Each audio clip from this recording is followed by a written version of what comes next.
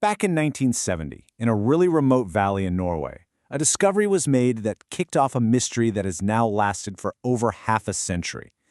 We're about to dive into the case of the Isdal Woman, a wild story about a meticulously erased identity, clues that completely contradict each other, and a trail that seems to lead straight into the shadowy world of Cold War espionage. And that isn't just hyperbole. As we're about to see, pretty much every piece of evidence in this case doesn't really lead to an answer. It just leads to another, even more baffling question. So, our story begins right here, in this remote, icy wilderness in the middle of Norway. The year is 1970, it's late fall, and we are at the absolute peak of the Cold War. The place itself actually has a pretty chilling nickname. The locals knew Isdalen Valley as Death Valley because of a long history of hiking accidents and, sadly, suicides.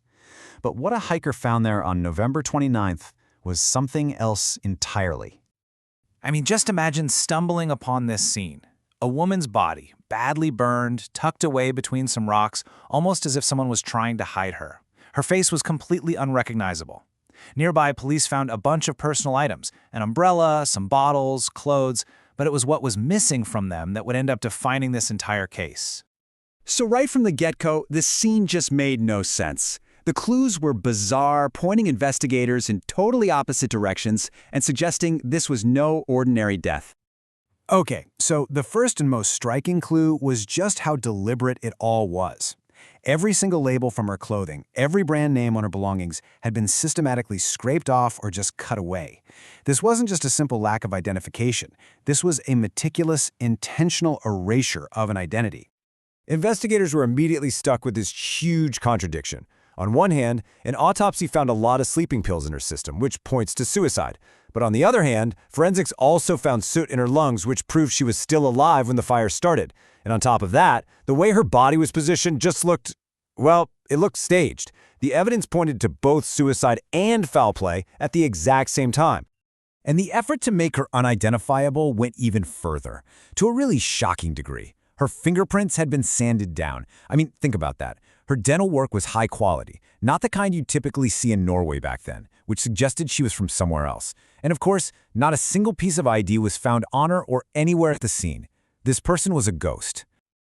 Just when it looked like the trail was completely cold, the police got their first major break. The search moved from that remote valley to the nearby city of Bergen, and what they found there just blew the case wide open. The investigation led police to the main railway station in Bergen. Acting on a hunch, they started checking the luggage lockers. And inside one of them, they found 2 suitcases they believed belonged to this mystery woman. The contents, they would change everything.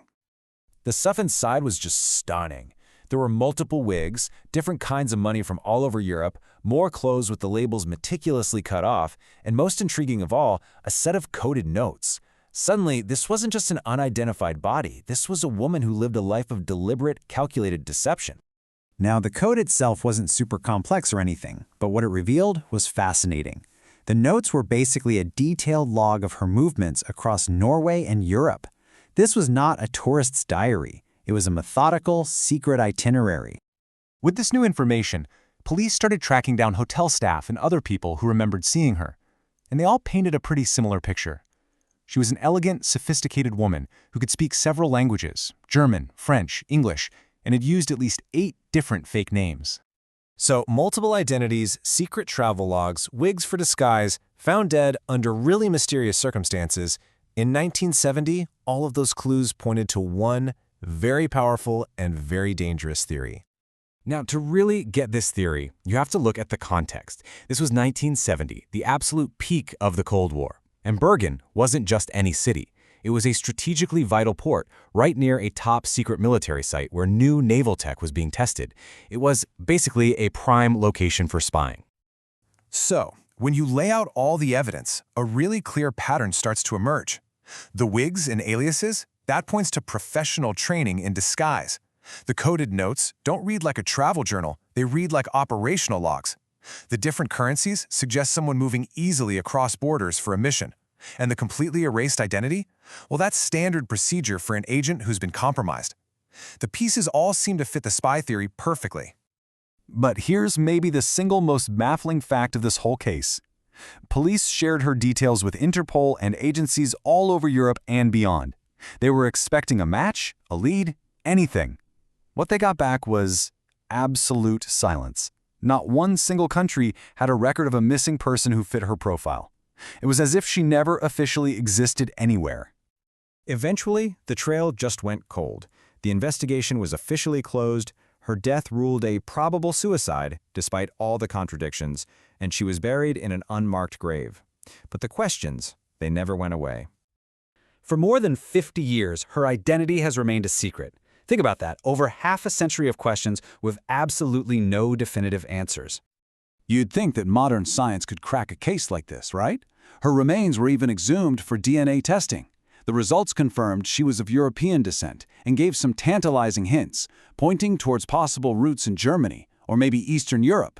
But these were just probabilities, not answers.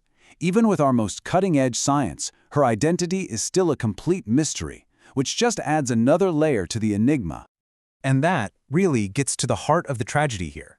Beyond all the spy theories and the forensic details, this was a real person who lived and died in complete solitude. She moved through the world like a shadow, and she left it without anyone, it seems, to claim her story. So, we're left with this one final, haunting question. With such a systematic erasure of her entire life, from the labels on her clothes to her very fingerprints, you really have to wonder if the mystery itself was the whole point. Was her story simply never meant to be known?